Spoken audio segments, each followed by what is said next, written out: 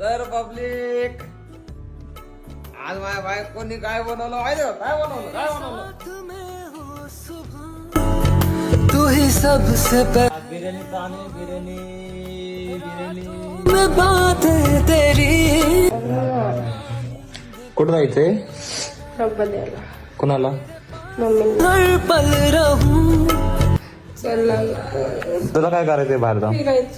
फिरायचंय?